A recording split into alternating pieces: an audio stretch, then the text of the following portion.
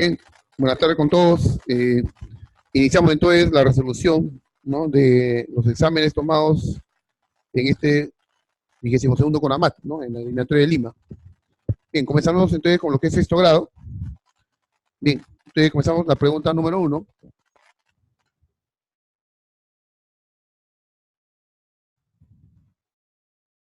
Nos dice lo siguiente: si multiplicamos 2 veces, dice 2 doces, ¿no? Dice aquí, bueno, se refiere al número 2 varias veces, ¿no? De 2 en plural.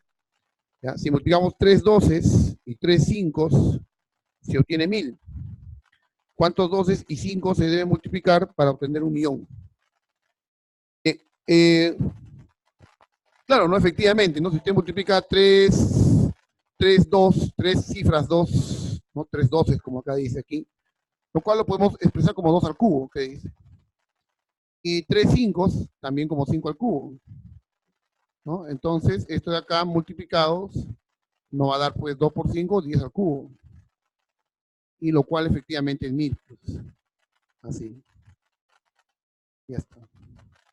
Entonces la pregunta dice aquí: ¿cuántos 12 y 5 se debe multiplicar para obtener 1.000.000? Bueno, acá obtenemos, como ya señalamos, ¿no? 10 al cubo, 1000. ¿No? 2 por 5 hace 10, entonces 10 al cubo, 1000. Así. Bueno, entonces, como queremos obtener 1.000.000, recuerda que 1.000.000 es la unidad seguido de 6 ceros. Así. Eso se expresa como 10 a la sexta. 10 a la sexta. Pero 10 a la sexta, bueno, como otra vez hacemos el proceso inverso nada más, de lo que nos dice acá arriba, que nos lleva a 1000, ahora hacemos el proceso inverso. Queremos obtener 1.000.000, que es 10 a la sexta, la unidad seguida de 6 ceros, pero como 10 es 2 por 5, entonces significa que 2 y 5 se ha tenido que tomar en cuenta 3 veces el factor 2, perdón, 6 veces el factor 2 y 6 5, ¿no? Entonces deben multiplicarse 6 doces y 6 5, ¿no? Por lo tanto, entonces, según la pregunta aquí sería 6 doces, 6 cifras 2, ¿no? 6 doces, 6 doces y 6 5. 6, 5, ¿no? Tal como señala aquí en las alternativas. Bien, entonces, esa es la respuesta.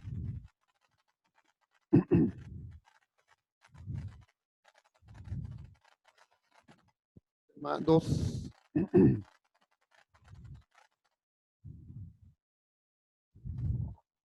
¿Cuántas de las fechas del mes de febrero del año 2019 son números primos? Bueno, sabemos que en febrero, en el 2019, ¿no? Sabemos que el mes de febrero, bueno, es un mes especial porque en algunos años, febrero tiene 29 días, ¿no? Normalmente, un año común, digamos, como el año 2019, que no es bisiesto, entonces febrero tiene 28 días, ¿no? En el año común. Entonces prácticamente la pregunta es, ¿no? Como en el mes de febrero están en el calendario enumerados del 1 al 28, dado que tiene 28 días, entonces la pregunta se reduce a saber cuántos números primos hay en ese conjunto de números, del 1 al 28. Entonces son primos, ¿no? Son números primos en ese mes de febrero, como el programa lo menciona. El 2, correcto. El 3, recuerden que los números primos son aquellos que tienen exactamente 2 divisores, ¿no? Son conocidos, ¿no? Al menos los primeros, ¿no? 2, 3, el 5, el día 7 de febrero, el día 11, el día 13, 17, 19, el 23, ¿no? Son los únicos números primos que están hasta 28. Son 2, 4, 6, 8, 9. Bueno, solamente nos preguntan eso, ¿no? ¿Cuántos son? Bueno, son 9 entonces. Por lo tanto, estas son las fechas de mes de febrero que van a ser números primos. 9, entonces la respuesta. Bien. Seguimos, problema 3. Resolución, problema 3. Ya nos dice, si describen del 1 al 100 todos los números que son cuadrados de algún número natural, ¿cuántos de esos números serían impares? Ya, ojo, dice que se escriben del 1 al 100 los números que son el cuadrado de algún número natural. No hay que leer bien, porque a veces pensamos que son los números del 1 al 100 elevados al cuadrado. No. Son números del 1 al 100 que son el cuadrado de algún número natural. O sea, por ejemplo, el número 1 ¿correcto? El 1 es natural, 1 al cuadrado, 1, ¿correcto? Sería uno de ellos. También tenemos el 2 al cuadrado, que es 4, ¿correcto? El número 3 al cuadrado. Pero aquí dice, ¿cuántos de estos números serían impares? Dice. Bueno, escribámoslo todos a ver, ¿no?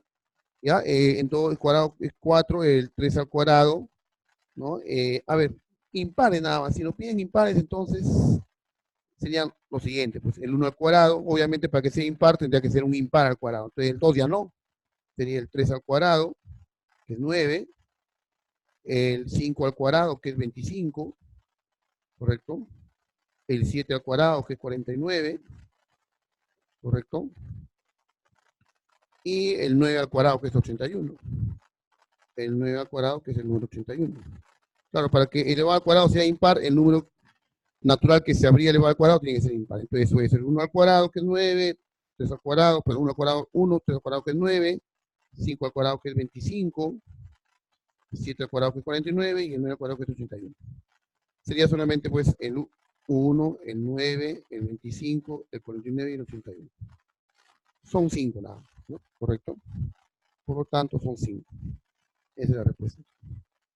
Por lo tanto, son 5.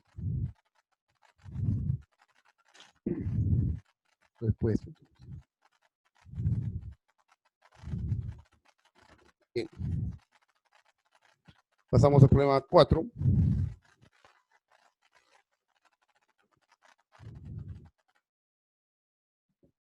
Ya, aquí nos dice, Magali tiene 2 sobrinos, Gonzalo y William. Si ella recibe la visita de Gonzalo cada 3 días y de William cada 5 días, ¿cuántas veces como máximo en un mes puede ser visitada por Gonzalo y William al mismo tiempo? Ya notemos que en este caso no nos dice qué meses, ¿no? Podría ser febrero, podría ser marzo, abril, ¿no? Sin embargo, a la pregunta que nos dice aquí, ¿cuántas veces como máximo y no especifican el mes? Entonces debemos procurar considerar, pues en todo caso, aquel mes donde eso sea máximo, donde se den las condiciones para que esa cantidad que nos pide sea máxima. Entonces, en todo caso, consideraremos la máxima cantidad de un mes que es 31, ¿no? Entonces puede ser cualquier mes que tenga 31 días. ¿Ya? En busca de que nos pidan, dado que nos piden el máximo.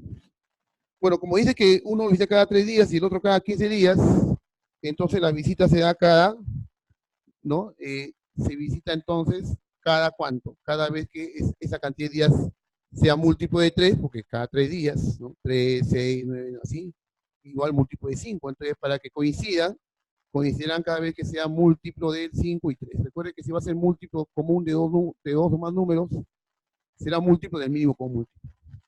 Entonces, en este caso será cada 15 días. Cada 15 días se van a darle visitas. Como queremos que sea lo máximo posible, entonces la primera visita podría ser el día 1. El día 1, ¿no? En busca de que pueda tener suficientes días para que se pueda dar la máxima cantidad de visitas. El día 1, pasan 15 días, entonces sería el día 16. Estaría dentro de ese mes, pasarían otros 15 días y estaríamos al día hablando del día 31. ¿Está? Entonces, eso sería lo máximo que puede haber, ¿no? Y justamente nos dicen esa la pregunta, ¿no? ¿Cuántos días como máximo puede ser visitada por ellos dos? 3 veces. Entonces son 3. Por lo tanto, acá tenemos 3 como máximo. Así. Esa es la respuesta. Bien, problema 5.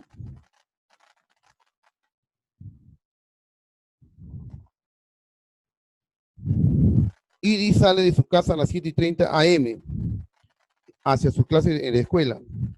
El colegio está a 30 minutos de su casa y la clase dura 5 horas. ¿A qué hora llegará a casa el día viernes? Perdón, si viene directamente de su clase. Bien, como sale 7:30, habrá que sumarle nada más, pues, ¿no? Entonces, el tiempo que transcurre, ¿no? Entonces, el tiempo que transcurre desde que sale hasta que regresa, que es lo que queremos saber. El tiempo que transcurre del momento que sale de su casa al colegio y regresa, porque la pregunta es aquí, ¿no? ¿A qué hora llegará a su casa? Si viene directamente de su clase. Bueno, entonces transcurre primero 30 minutos, ¿correcto? 30 minutos, bueno, pongámosle así entonces. Bueno, como acá la clave está en horas, entonces pongámosle de frente media hora. Media hora más, ¿no? Es 30 minutos. Y luego la clase que dura 5 horas, 5 horas más. Y más, para regresar a su casa, obviamente será el mismo tiempo, media hora más para regresar a su casa. Estamos hablando de, bueno, media hora, de una hora completa más 5 horas. Entonces transcurren 6 horas desde que sale de tu casa hasta regresar. Entonces, como son las 7 horas, como acá dice, sale de su casa a las 7 horas, y a las 7:30, entonces pongámosle, entonces son 7 horas con 30 minutos. 7 horas con 30 minutos, que sumándole las 6 horas, sumando las 6 horas, tendríamos entonces 14 horas, 14 horas, 30 minutos. Lo cual expresado pues en, ¿no? En las formas alternativas, estamos hablando de 7 más 6, perdón, sería las 13 horas con 30 minutos. Estamos hablando entonces de la 1:30 p.m. 1:30 p.m. Ahí está. Esa es la respuesta.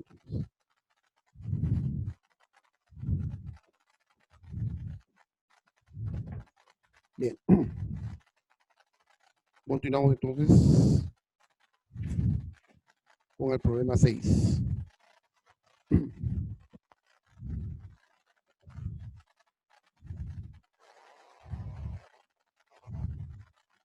Nos dice, Ramiro tiene 20 soles y quiere comprar 40 galletas, que valen 50 céntimos cada una.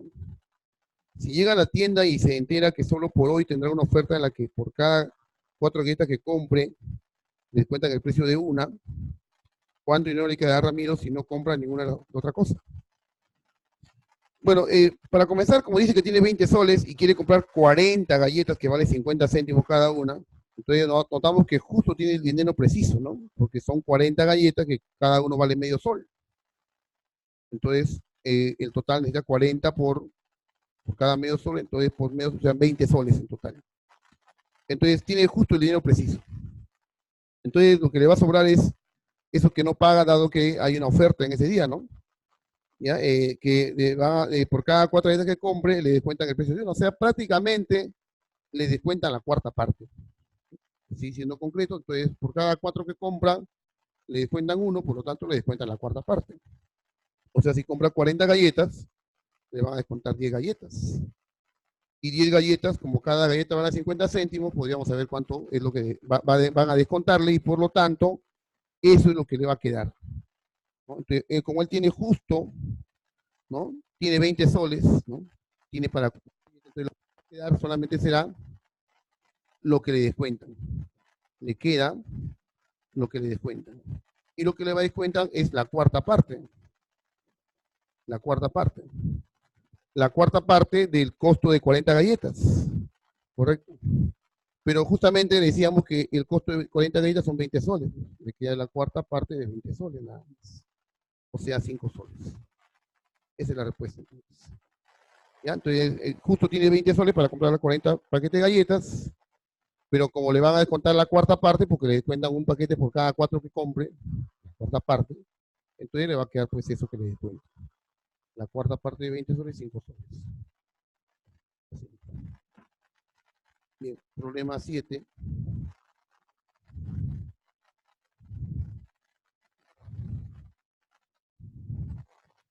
Tres ovillos de hilo tienen la misma longitud y se han dividido en canutos de 20 centímetros el primero, en canutos de 30 centímetros el segundo y en canutos de 40 centímetros el tercero. ¿Qué longitud como mínimo tenía al inicio cada ovillo? Bueno, si el ovillo se ha dividido en canutos de 20 centímetros, quiere decir que esa cantidad, ¿no? Es divisible por 20, ¿no? Entendiendo que no va a sobrar pues ningún pedazo de hilo, ¿no? Ya, el segundo canuto se ha dividido, ¿no? Dice en canutos, ¿no? El segundo ovillo se ha dividido en canutos de 30 centímetros. Esa cantidad total entonces sería divisible por 30, o lo que es lo mismo decir múltiplo de 30. Y así mismo también debe ser múltiplo de 40, ¿no? porque dice que el tercero ha sido de 40 centímetros.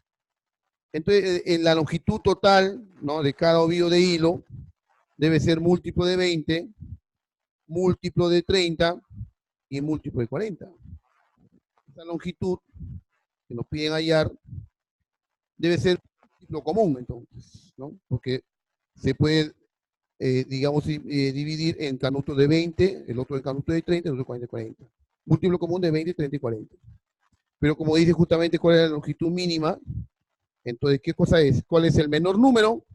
Que es múltiplo común, se llama mínimo común múltiplo. De 20, 30 y 40. Ya está. Si hubiera sido 2, 3 y 4, ¿cuál es el menor número que es múltiplo de 2, 3 y 4? El menor número que es múltiplo de 2 y 3 y 4 es 12. Entonces sería 12, pero como es, no es el 12, 30 y 40, sino 20, 30 y 40, 120 por 10. Entonces la longitud debe ser de 120 centímetros. Ya está. Esa es concretamente entonces la respuesta.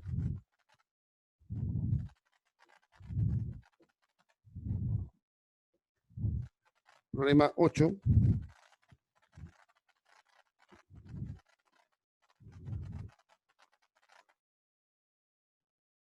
Ya, nos dice, si tenemos una gran cantidad de bloques iguales de 3 centímetros de largo, 2 centímetros de ancho y 1 centímetro de altura, ¿cuál es el menor número de bloques necesarios para formar un cubo? Claro, dice que tenemos bloques, algo así como un ladrillo, digamos, ¿no? Cuyas dimensiones son, dice, 3 centímetros, 2 centímetros de ancho y 1 centímetro de altura. Ya digamos que este es uno de los bloques. Así. Ya tiene longitud entonces 3 centímetros de largo, ¿no? 2 centímetros de ancho y 1 centímetro de altura. Así. Ya dice que con esos bloques se van a formar cubos, ¿no? Bueno, la pregunta dice aquí, ¿cuál es el menor número de bloques necesario para formar un cubo? Bueno, entonces si quiero usar la menor cantidad de bloques, debo formar el cubo más pequeño. Entonces, pero ese cubo, ¿no? Como sabemos, un cubo es aquel que tiene sus aristas todos de la misma longitud. Bueno, entonces digamos que apilamos un bloque sobre otro, digamos así. Entonces, si hacemos ello, entonces esta cantidad debe ser 1 o 2 o 3, en todo caso, si vamos a colocar aquí dentro de para formar un cubo, esta longitud tiene que ser múltiplo de 1. ¿Correcto? Igual manera, si colocamos bloques acá acostado, de repente acá un bloque acostado de él, así, entonces esta longitud ya va a haber un bloque o dos bloques o más bloques, debe ser múltiplo de 2. A lo ancho debe ser múltiplo de 2. Pero es un cubo, entonces esta longitud de altura y de ancho debe ser el mismo, entonces el cubo sería más o menos así, donde esa longitud del cubo, la arista en todo caso que se va a tener el cubo digamos se formará así, ¿no? Por acá tenemos el cubo, ¿correcto? Sí. Entonces ahí tenemos el cubo que se va a generar. Entonces esa longitud, ¿no?, que es la arista del cubo, tendrá que ser múltiplo, ¿no? Tendrá que ser múltiplo de 1, L, esta longitud L, digamos, tendrá que contener exactamente el número. Eso no es muy especial porque todo número entero es múltiplo de 1, entero positivo. Entonces acá también debe ser L múltiplo de 2. Y bueno, también aquí debe ser múltiplo de 3. Entonces, como queremos formar el cubo más pequeño posible, entonces SL debe ser lo menor posible. Entonces, L es un múltiplo común de 1, de 2 y 3 a la vez, simultáneamente. Y el menor posible. ¿Cómo se le llama entonces? Mínimo común múltiplo. De 1, 2 y 3. Y eso, como sabemos, pues es 6. 6 es el menor número, que es múltiplo de 2, de 3 y 1. Pero ese es el arista del cubo. Ahora, lo que queremos saber es cuántos de estos bloques se van a necesitar para formar ese cubo. ¿Cuántos bloques como estos se van a necesitar para formar el cubo? Entonces, en general, para saber cuántos bloques caben dentro de ese cubo, o cuántos de esos bloques formarían ese cubo, entonces dividiríamos el volumen del cubo que se va a formar entre el volumen de cada cubito. Entonces, el número de bloques, como acá le llaman, ¿no? El número de bloques lo calculamos en general dividiendo el volumen del cubo entre el volumen de cada bloque. Bueno, el volumen del cubo va a ser 6 por 6 por 6. Y el volumen de cada cubito, 1 por 2 por 3. 1 por 2 por 3. Bueno, entonces operamos eso. Y tendríamos, bueno, acá pues si simplificamos rápidamente, 1 por 2 por 3 se va con el 6. Queda 36. Esa es la respuesta.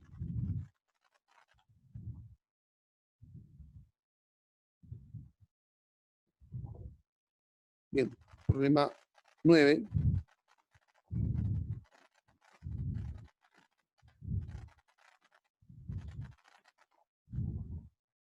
Dice, ¿cuántos ángulos agudos se pueden ver como máximo en el gráfico? Bueno, el gráfico que nos muestra aquí, no así, ¿no? Acá muestra un ángulo, este angulito primero, de 10 grados.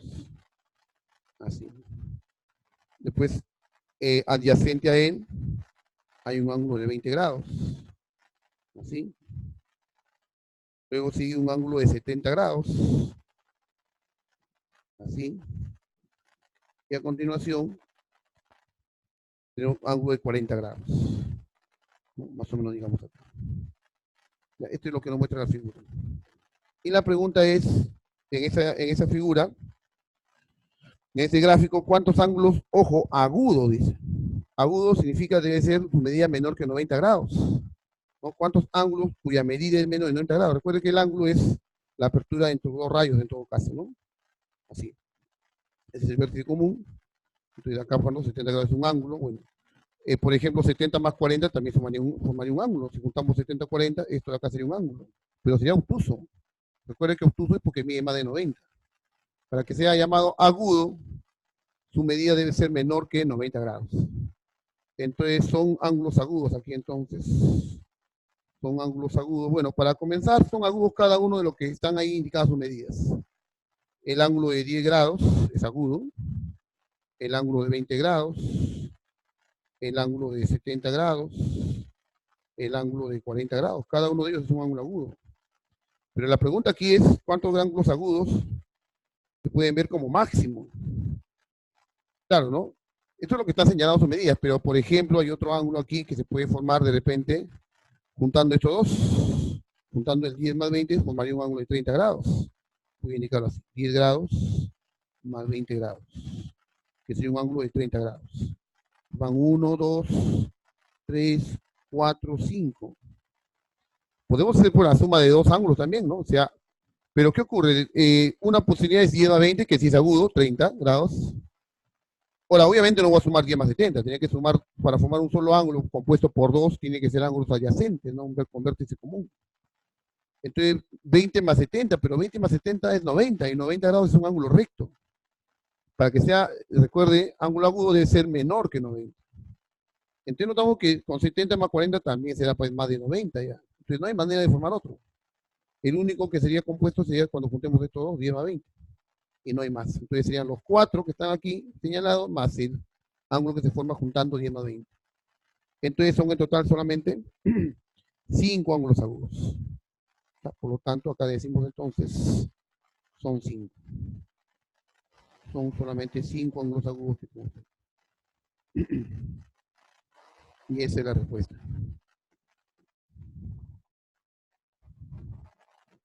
Ya está. Continuamos entonces, problema 10.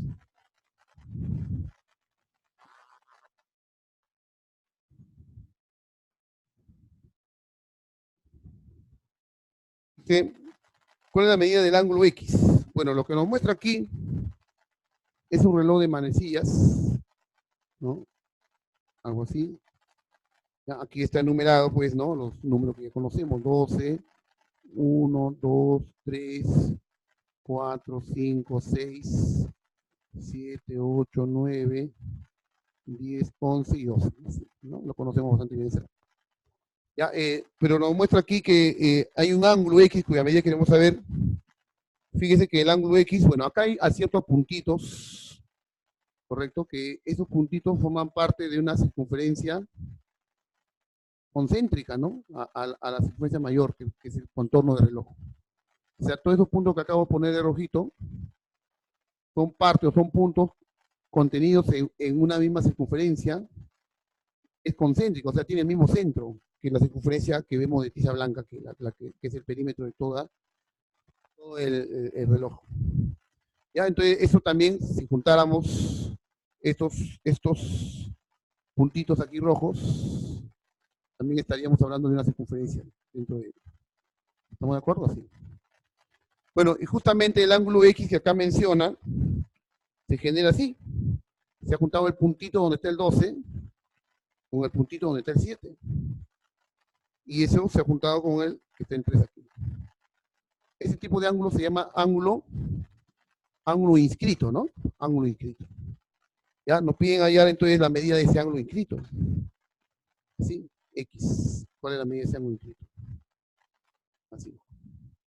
Pero recordemos que la medida de un ángulo inscrito es la mitad del arco, ¿no? Que se extiende. ¿No? Y recordemos que el ángulo, el arco, la medida del arco es el ángulo central. Entonces acá cuando hacemos el ángulo central que sostiene este mismo arco, y justamente como acá estamos hablando de las 12 y acá las 3, recuerden que esto se ha dividido en 12 partes, ¿no? Iguales. Entonces, hasta la parte de todo. Todas las 360 grados. Es un ángulo recto, o sea, esto es un ángulo de 90 grados. ¿Correcto? Entonces, la medida del ángulo X es la mitad, ¿no? Recuerde que la medida del ángulo inscrito es la mitad del arco que subtiende. Entonces, la medida del ángulo X es la mitad de 90 grados. O sea, 45 grados. Así. Es la respuesta entonces.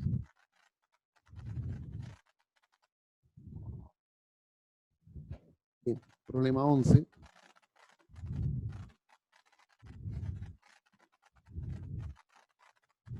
Ya, ahora nos dice, ¿cuál es la medida del ángulo X en el gráfico? Bueno, el gráfico que nos muestra aquí, bueno, acá también nos dan una circunferencia, ¿sí?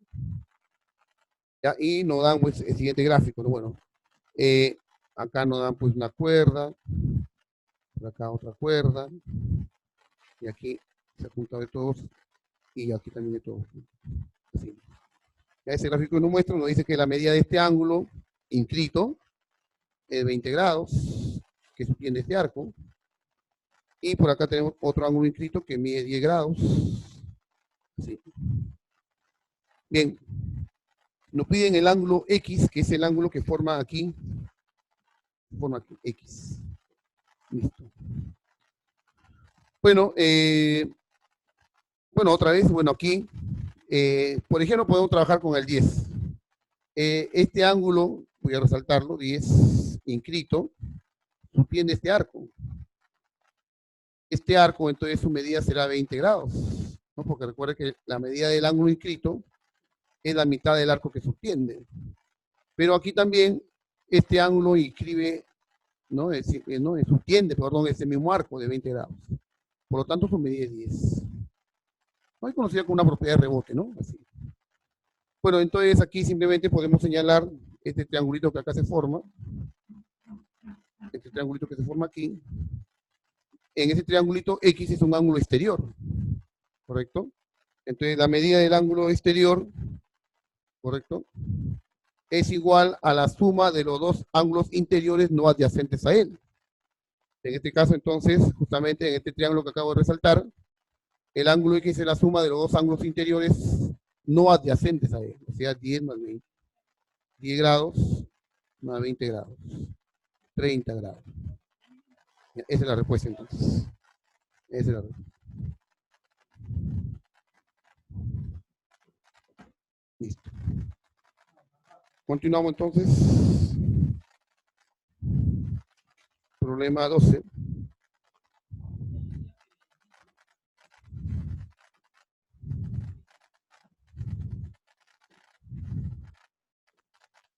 Aquí lo dice, a un pastel circular se le corta un sector que representa la 20ª parte de todo el círculo, tal como se observa en la imagen. Bueno, ahí en la imagen que nos muestra, justamente nos da un pastel, ¿no? En forma de un círculo, así digamos. Y bueno, dice, del pastel circular se hará corte del sector que representa la 20ª parte de todo el círculo. Claro, se ha hecho aquí el pastel, ¿no? Aquí, que dice que este pedazo de pastel representa la 20ª parte de todo. ¿Ya? Algo así. Un corte ahí, entonces esa es la 20ª parte. Bueno, hay un tanto que nos dan datos ya redundantes, ¿no? En todo caso, a ver, el pedazo de pastel ha salido ya, prácticamente que lo han cortado de acá, ¿sí? Ya nos habla de esto que es el 5%, bueno, efectivamente, ¿no? El 5% es equivalente a un veinteavo, ¿no? Así lo están simbolizando, un veinteavo. Bueno, ya eso es dato distractor en realidad, ¿no? Ya, porque sí, ciertamente un veinteavo es 5%, pero bueno, y obviamente lo demás, como acá lo señala, es el 95%. Pero concretamente la pregunta es esta, ¿no? ¿Cuánto grado mide el ángulo del sector cortado?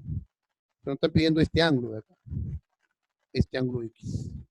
Bueno, pero si el mismo problema está diciendo que es la 20ª parte, y recordemos que todo el ángulo completo, ¿no? El ángulo completo, ¿cuánto es? 360 grados, ¿correcto? 360 grados. Por lo tanto, será pues la 20ª parte de 160. ¿Ya? Entonces, X simplemente va a ser igual a un veinteavo de 360 grados. La 20ª parte de todo el ángulo completo. Y eso es 18 grados. Ya está. Es la respuesta entonces. Claro, es parte del planteamiento de un problema, ¿no? A veces se recurre para justamente, ¿no? Medir, ¿no? La capacidad de entendimiento de quien resuelve el problema, pues darle datos distractores para que justamente él sepa qué es lo importante en la información del problema, lo relevante. Bueno, ahí está, ¿no? Entonces, por acá simplemente es que es la 20ª parte de todo el ángulo. Listo. Problema 13.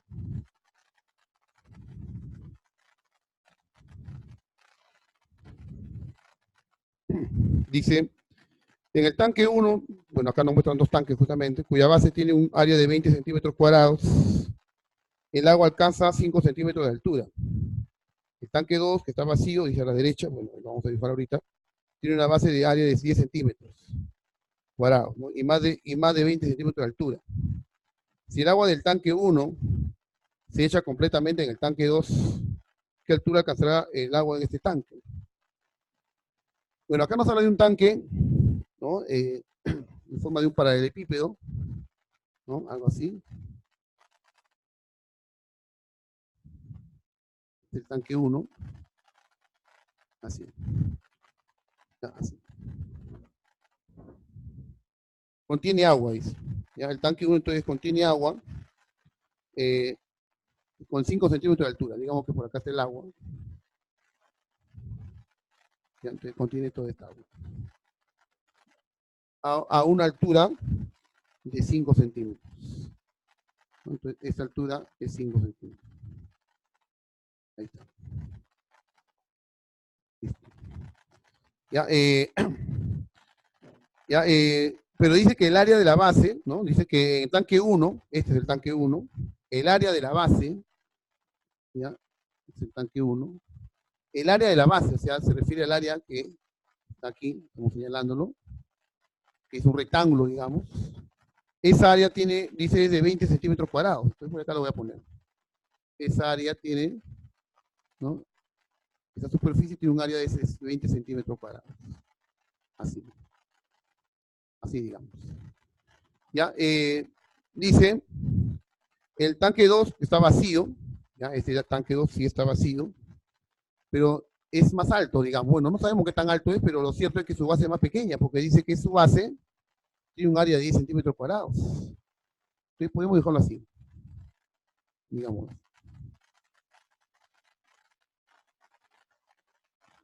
Así. ¿No? Aquí así, más o menos ahí. Bien, entonces el área de la base de este otro tanque, nos referimos pues a esto de aquí, este tanque está vacío, ¿sí? El área de su base, aquí, es 10. 10 centímetros cuadrados. Así. Ya, esa es el área de la base del otro tanque. Ya, la idea, ¿cuál es? Dice, la pregunta dice así, ¿no? Que el agua del tanque 1 se va a echar al tanque 2, totalmente. ¿Ya? Este es el tanque 2 que nos dice el texto. Así. ¿Ya? El texto dice así. Del tanque 1 de la izquierda, cuya base tiene un área de 20 centímetros cuadrados, el agua alcanza 5 centímetros de altura. El tanque 2 está vacío, ¿correcto? Tiene una base de área de 10 centímetros cuadrados. ¿Ya? Si el agua del tanque 1 se echa completamente en el tanque 2, ¿qué altura alcanzará el agua en este tanque? Dice. Bueno, sentido común, profe, pero entonces acá se va a ir más arriba, claro. Entonces aquí el agua va a llegar a mayor altura. Pero ¿cuál es esa altura? No dice. Bueno, llamémosla esa altura X. ¿No? Así. Ya nos pide cuál es la altura que alcanzará el agua en el otro tanque. ¿Correcto? Bueno, es cuestión solamente de tener en cuenta de que como esta agua va a ser totalmente trasladada acá, el volumen de agua que hay acá es el mismo que hay acá. Es el volumen de agua. ¿Ya? Entonces calculamos el volumen. Pues, ¿no? Entonces calculamos el volumen en ambos casos y lo igualamos. ¿Por qué? Porque es el mismo volumen de agua que se está trasladando. Ahora, ¿cómo se calcula el volumen, ¿no? Del agua? Bueno, que el agua va a formar un paralelepípedo, ¿no? Entonces se calcula como el área de la base, que acá no tenemos, por altura. El volumen de agua que se tiene aquí según el primer recipiente sería el área de la base, que es 20, por su altura, que es 5. Pero esa misma agua, ese mismo volumen de agua está aquí. Pero en este otro tanque, el área de la base es 10 y por la altura, que es X. Pero como se trata de la misma cantidad de agua, o sea, el mismo volumen, todos son iguales. Entonces nos damos que 20 por 5, que es 100, es igual a 10 por X, entonces X vale 10. Por lo tanto, X, que es la altura que estamos pidiendo, que nos están pidiendo, mejor dicho, es 10 centímetros. Y la...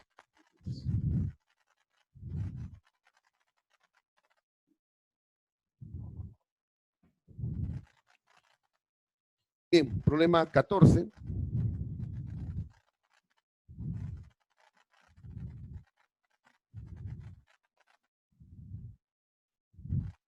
En la imagen se muestra una pecera sobre un armario de 80 centímetros de altura. Calcule el volumen de la pecera, cuyas medidas son 40, 100 y 60 centímetros. Ya como le comentaba, pues hay casos donde a veces nos pueden dar datos distractores, ¿no? Y acá es el caso porque a veces, si no nos concentramos bien en la pregunta, podemos pensar pues, que ese valor que nos presentan de alguna manera lo va a tener que considerar o multiplicar o sumar con otro número, tal vez. Pero aquí, si tenemos el problema, solamente nos pide el volumen de la pecera, nada más, ¿no? O sea, mire, lo que nos muestra el gráfico es esto, ¿no? Aquí hay efectivamente pues un armario, ¿no? Digamos así, ¿no? Este armario, ¿no? Nos da la altura del armario, incluso que es de 80 centímetros, dice el problema. Pero sobre ese armario está la pecera, que es lo que nos interesa. La pecera está sobre este armario, así. Aquí está la pecera, cuyo volumen nos interesa calcular. Así. Así. Ya, entonces, de esa pecera queremos su volumen, ¿no? Aquí. Ya, entonces, este volumen nos interesa. Y para calcular ese volumen, bueno, no es importante pues que nos digan acá que esto mide 80 centímetros. Queremos el volumen de la pecera nada más, este volumen. Y para eso necesitamos conocer las dimensiones de la pecera nada más. Y acá justamente el problema nos dice que esta pecera tiene 40 centímetros de ancho, acá tiene 40 entonces, por acá lo indicamos. ¿Sí? Tiene 60 centímetros de altura, por acá lo indicamos. 60, todo está en centímetros, ya en las unidades ya no hemos percatado, todo está en centímetros. Claro, acá dice 1 metro abajo en el armario, pero eso acá también ya el problema lo especifica, incluso acá en el texto, ¿no? Calcule el volumen de la pecera, cuya medida son 40, 100 y 60 centímetros. Entonces acá esto es 100. Ya está. Ya, pero todo está en centímetros. Todo está en centímetros. Y si vemos las alternativas, todos están en metros. Bueno, tenemos dos opciones. Lo calculamos el volumen en centímetros, y nos saldrá en centímetros cúbicos. Y luego eso lo pasaremos a metros. Y nos saldrá pues en metros cúbicos.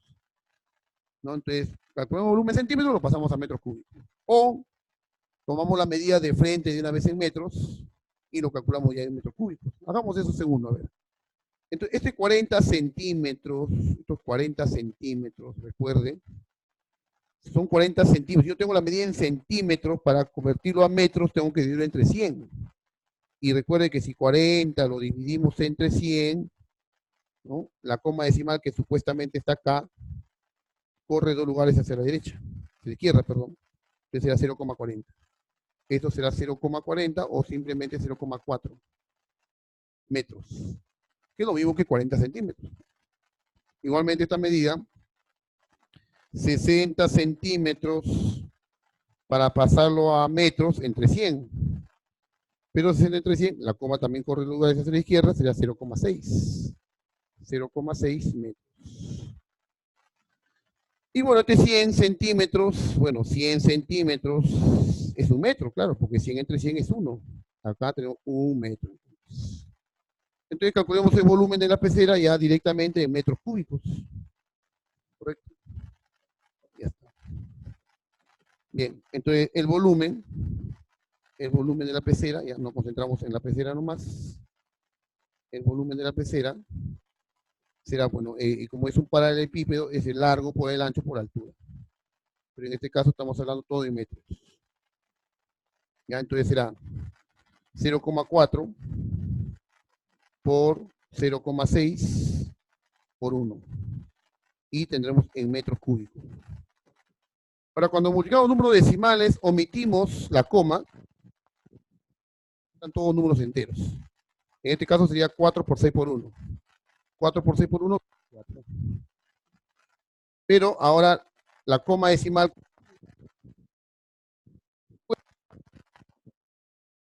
cada uno de los factores. En el primer factor hay una cifra decimal, ¿no? 4. Acá hay una cifra decimal. Van 2 entonces. Acá tengo una, van 2.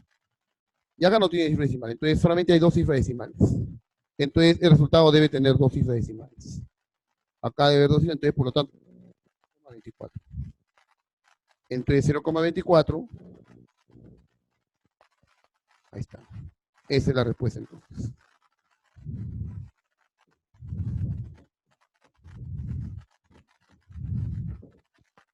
Bien.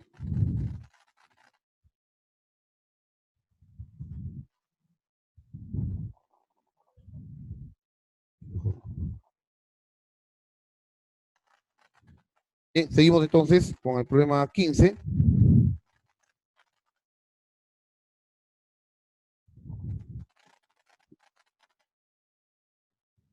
A ver, tenemos, dice, las áreas de 3 caras de un prisma recto rectangular son 6, 12 y 8 metros cuadrados.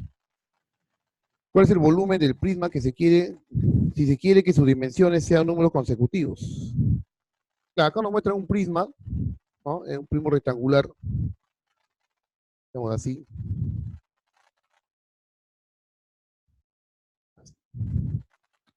Ya, así. Bueno, entonces nos dice aquí, así.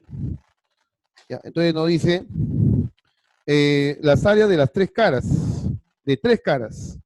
Bueno, sabemos que el prisma, ¿no? Es un prisma recto, entonces va a tener pareja de caras con la misma área, ¿no? La parte superior con la parte inferior tiene la misma área, esta lateral, el frontal y la de atrás también, ¿no? Esta frontal y la de atrás, ¿correcto? Entonces, las 3 áreas que acá no menciona se refiere a cada una de esas 3, ¿no? Que forman pareja. Bueno, son 6, 12 y 8. Bueno, podríamos entonces decir que el área de esta cara de aquí, ¿no? Esta cara de acá, esta área, digamos que tiene, bueno, acá lo indica 6, el área de esa cara lateral. O sea que recuerde que la medida del largo por el ancho debe ser 6, ¿no? La dimensión de toda dimensión, su producto debe ser 6. De igual manera también tenemos la base que sería todo esto, ¿no? De la base. Entonces toda esa base tiene un área de 8, ¿no? El área acá es 8, así. Bueno, la otra cara sería la cara lateral aquí, correcto, todo esto, digamos, la cara frontal, todo eso tiene un área 12. Así, bueno, señalándolo de alguna manera como tenga el problema. Ya, en otras palabras, acá tenemos que buscar entonces números, porque dice que deben ser enteros. Ya, entonces, dos números enteros que multiplicados en 6, ¿no? Podríamos pensar, por ejemplo, ¿no? 2 por 3, por ejemplo, ¿no? Pero si hacemos ello, 2 por 3, que es 6 ciertamente, en la base que su área es 8, tiene que darse que el largo por el ancho debe ser 8. Pero 3 por un número entero nunca me va a salir 8, porque 8 no es múltiplo de 3. Entonces quiere decir que debo colocar aquí 2 y aquí debo colocar 3. Entonces de esa manera esto me diría 4. 2 por 4, 8. Entonces acá sería, los números consecutivos serían 2, 3 y 4. Entonces, ahora habría que verificar que cumple acá también el 12. Pero justamente, ¿no? Esta cara frontal que mide su área 12, 4 sería el largo y este ancho que es el mismo de acá, 3. 4 por 3, 12. Bueno, ya están las dimensiones de ese paralelepípedo. ¿Ya? ¿Cuál es el volumen del prisma? En todo, bueno, un prisma rectangular recto, pues, ¿no? Correcto. ¿Ya? Entonces, el volumen del prisma se calcula como el área de la base por altura, ¿no? O en todo caso, el producto de las dimensiones, ¿no? Largo por ancho y por altura. Ya está, entonces ya podemos conocer su volumen. El volumen sería entonces 4 por 2 y por 3. 24. Bueno, como todas las medidas están dadas en metros, esto será pues metros cúbicos. ¿Ya? Esa es la respuesta.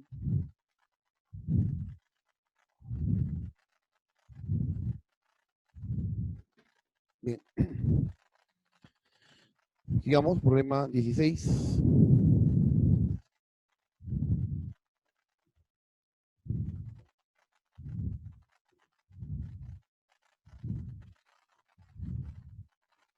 Ya nos dice, dos palomas blancas y cuatro palomas grises están volando sobre una casa. De repente, al azar, todas excepto una de ellas baja al césped. ¿Cuál es la probabilidad de que la paloma que quedó volando sea de color blanca? Bien, entonces dice que acá son dos palomas blancas, vamos a dejarlo así, digamos, dos palomas blancas. Ya, dos palomas blancas por acá. Ya, dos palomas blancas y cuatro palomas grises. Ya, por acá entonces tenemos las palomas grises, digamos así. Una, dos, tres, y así. Y cuatro palomas grises, digamos. Bueno, ahí está. Ya esas palomas están volando, dice, sobre una casa, ¿no? De repente, al azar, todas, excepto una de ellas, baja al césped. Ya, digamos que por acá está la casa, sobre están volando ellas, ¿no? Así. Bueno, ahí está. Ya, dice que una de ellas baja al césped. Ya, digamos que por acá está el césped. Ya está. Ya, entonces, bueno, son entonces en total 6 palomas. Ya dice que una de ellas al azar, no, al azar, perdón, todas ellas, excepto una, baja al césped. ¿Cuál es la probabilidad de que la paloma que quedó volando sea de color blanca? Entonces, en otras palabras, hay que ver cuál es la probabilidad de que una de ellas, que sea blanca, ¿correcto? Es la que se quede volando, ¿correcto?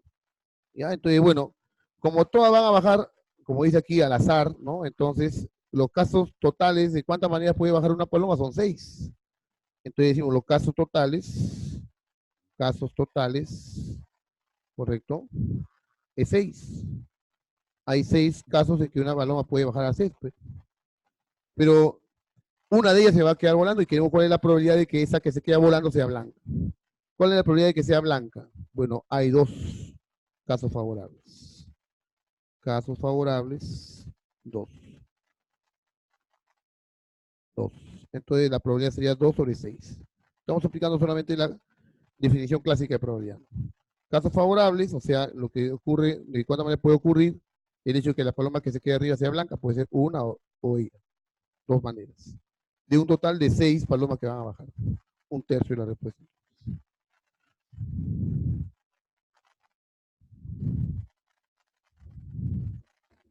Bien, problema 17.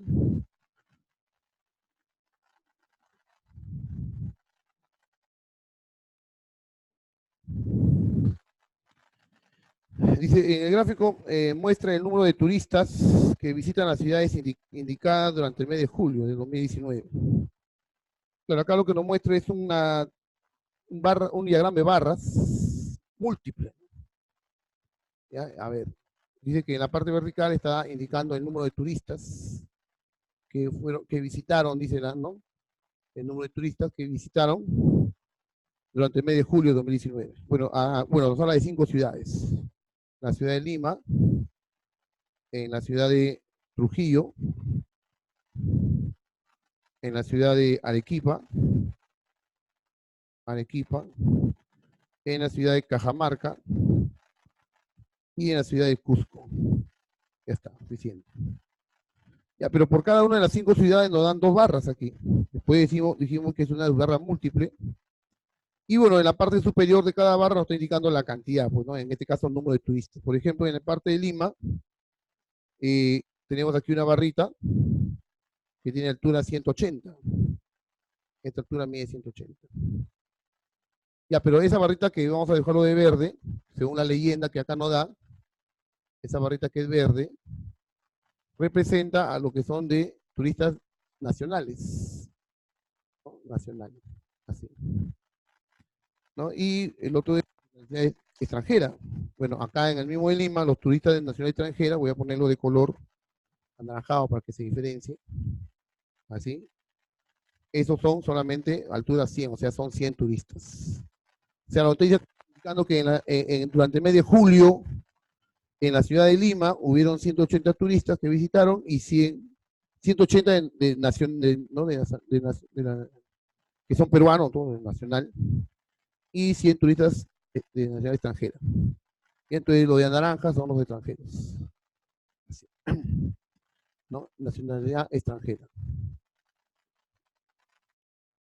Ya está. Listo.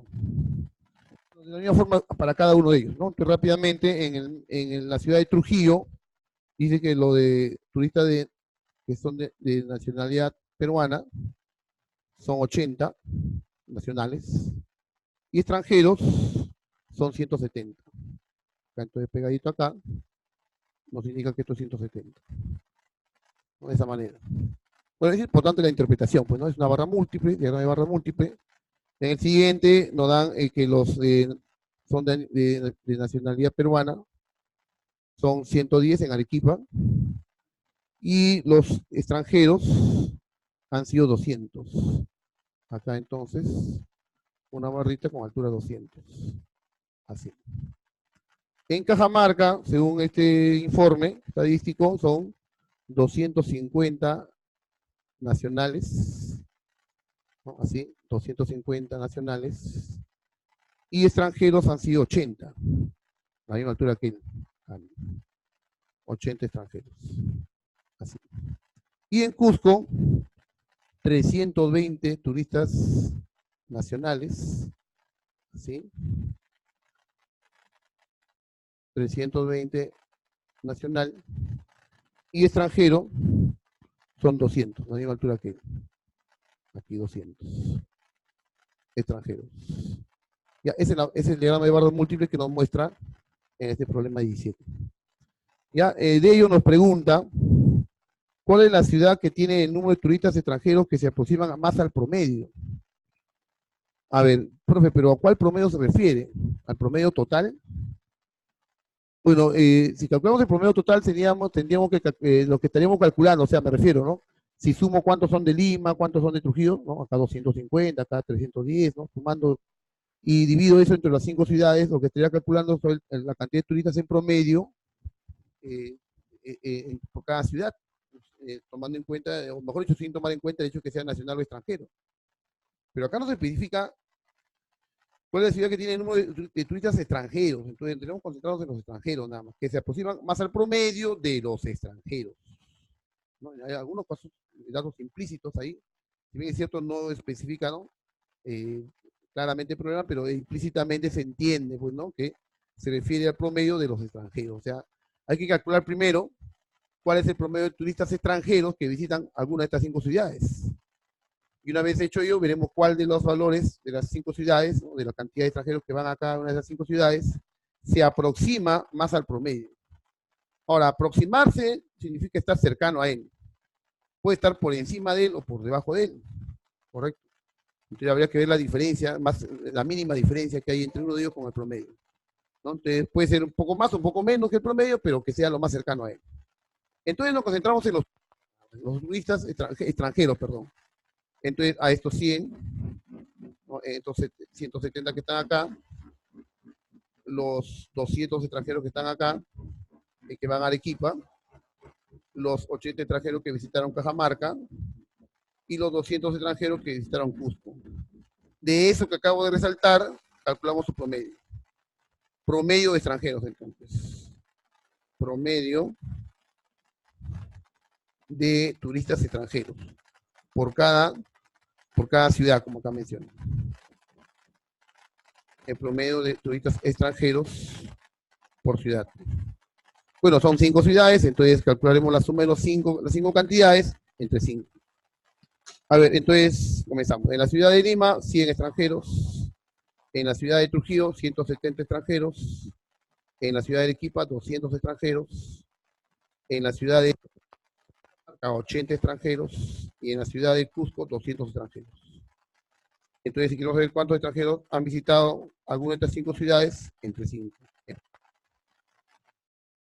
A ver, sumemos 100 más 70 son 270, más 200 son 470, más 80 son 550, más 200 son 750. 750 entre 5. Y eso nos sale 150. Ya está. Entonces, hay 150 extranjeros en promedio que visitan alguna de estas 5 ciudades.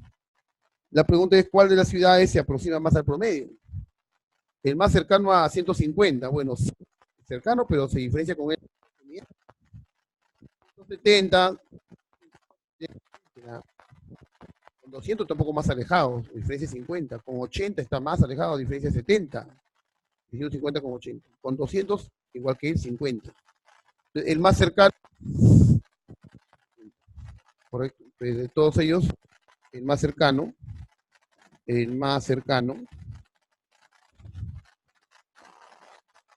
o sea que se difiere con él en una cantidad menor, es 170. 170. Y esa es la cantidad de turistas que han ido, que son extranjeros, que han visitado la ciudad de, justamente, entonces la respuesta es, ¿cuál ciudad es? Trujillo. Por lo tanto, la respuesta es justamente Trujillo, entonces. Ya está. Respuesta. Bien. Problema 18. A ver.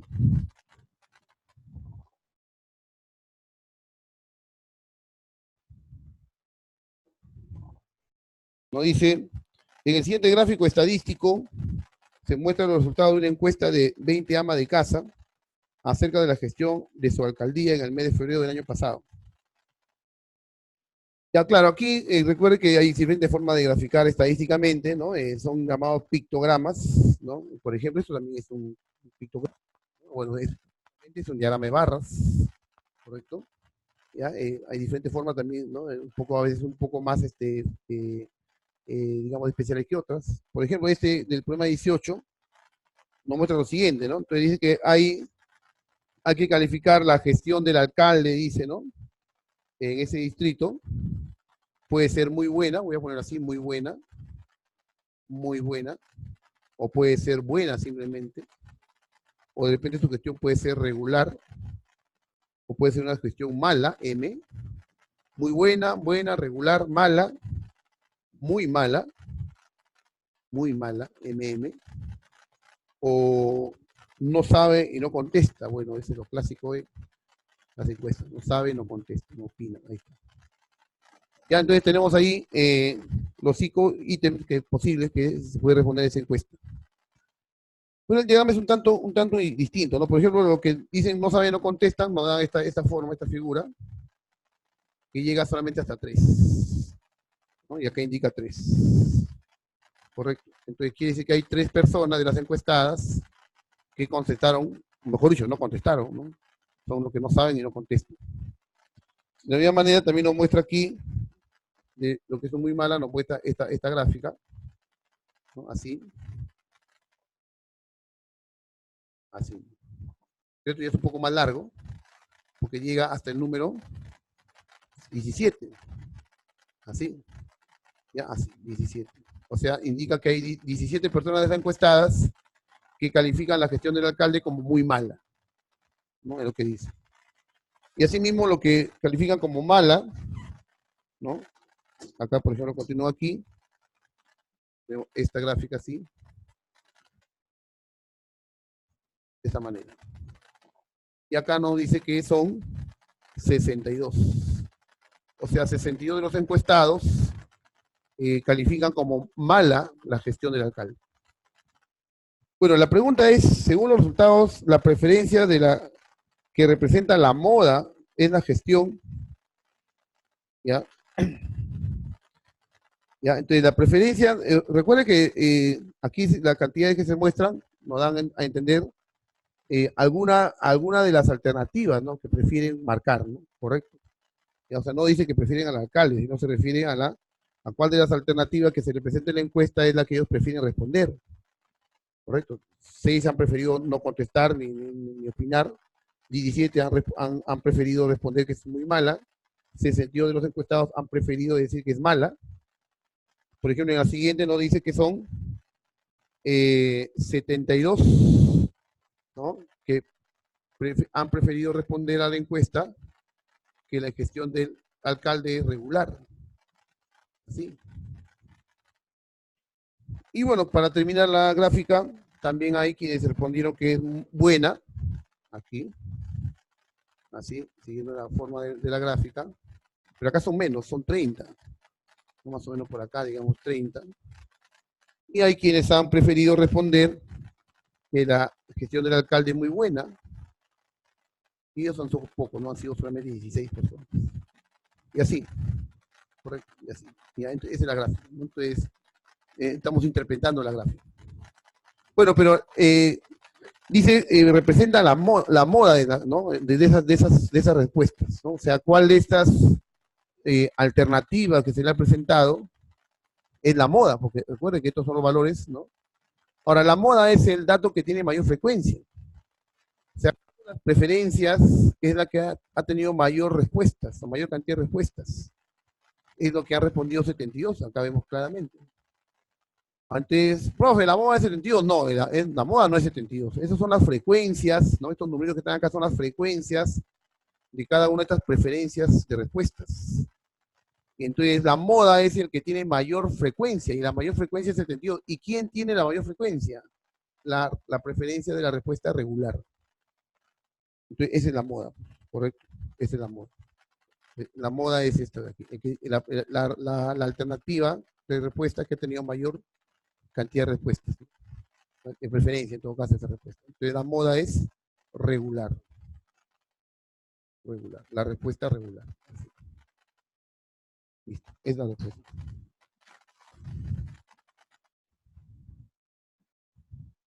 Listo. Bien. Problema 19. Ya dice, en los gráficos se muestran las temperaturas mínimas registradas en cierta ciudad. ¿Cuál es la temperatura mínima promedio? Bueno, nos están dando dos cosas. Aquí nos dan, primero nos dan la distribución según la cantidad de días, según el día, pero lunes, martes, miércoles, y nos dan la temperatura mínima cada día, de lunes a domingo. Y eso está presentado, esa misma información está presentado gráficamente, ¿no? Mediante un polígono de frecuencias. Bueno, como acá la pregunta solamente es cuál es la temperatura mínima promedio, es suficiente tomar el cuadro nada más. De repente, claro, si alguno prefiere leer la gráfica, también. Pero para efecto de la pregunta que nos plantean, es suficiente el cuadro. Resolución 19. ¿No? Como le comentaba antes, hay problemas donde a veces nos presentan datos que nos pueden distraer, ¿no? Entonces a veces vemos la pregunta, vemos la gráfica y dice, está difícil. De repente la gráfica no es relevante. Por ejemplo, aquí, en el cuadro, rápidamente, resumimos. Tenemos los días lunes, martes, miércoles, jueves, viernes, sábado, domingo, los 7 días de una semana. Y se ha registrado la temperatura mínima. Temperatura mínima. Temperatura mínima registrada en cada uno de estos días. Porque la pregunta es, fíjese, en los gráficos, por este es uno de ellos que estamos construyendo, bueno, es una tabla de frecuencia, no es una gráfica, nos muestra la temperatura mínima registrada en cierta ciudad. Y la pregunta es, ¿cuál es la temperatura mínima promedio?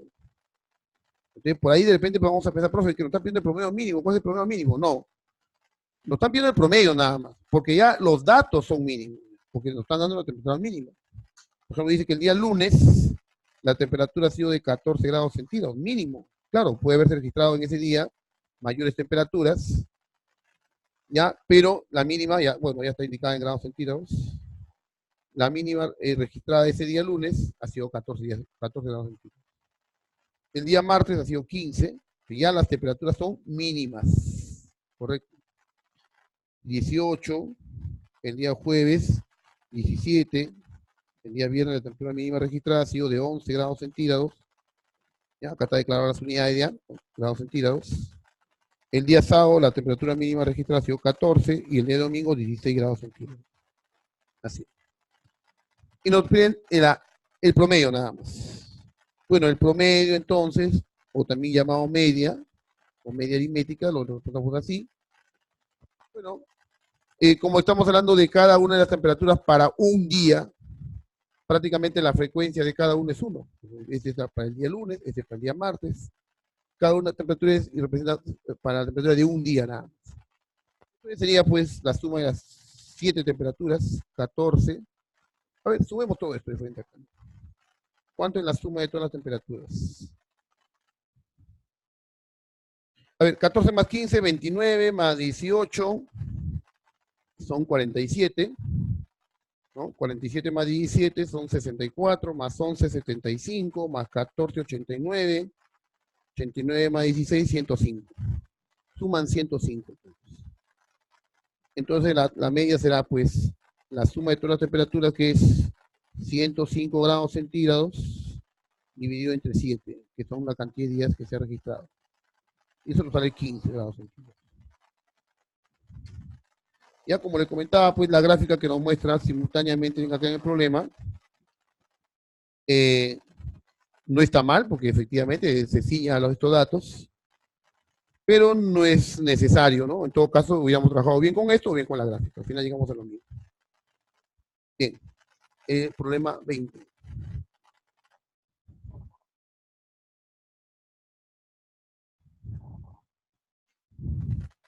Nos dice, para dividir 2 pizzas entre 5 personas, primero se divide cada pizza en 3 partes iguales. Se da un trozo a cada persona. Al quedar un trozo se divide nuevamente ahora en 5 partes y se le entrega una a cada persona. De esta forma cada uno recibió un tercio de la pizza más un quinto de un tercio, o sea, un quinceavo de pizza adicional. La pregunta es cuánto de pizza en total recibió cada persona. Bueno, este problemita, pues, ¿no? Si lo leemos con detenimiento, parecería, ¿no? Bueno, hay un montón de datos distractores aquí. Pero concretamente, si usted lee todo el problema, o ya lo leyó obviamente, lo que se ha hecho es repartir 2 pizzas entre 5 personas. Que se repartan, o sea, en varias fases, digamos, ¿no? Porque una primera fase fue partir cada una de las 2 pizzas en 3 partes, se da una a cada una de las 5 personas, nos queda un trozo, porque son 6 trozos sostenidos. Ese trozo restante se divide en 5 partes iguales y se le da un pedacito más a cada uno. Y hubieras continuado de repente seguir haciendo más fases de repartición, pero al final, concretamente, lo que se ha hecho es repartir 2 pizzas entre 5 personas, en partes iguales, ¿correcto? Entonces, ¿cómo ha sido todo el proceso? Lo podemos calcular, ¿no? Porque acá incluso el problema nos induce a hacer eso, ¿no? De esta forma, dice, cada uno recibió un tercio, claro, primero recibió un tercio de pizza. Y después recibió de un quinto de un tercio, o sea, un quinceavo más de pizza.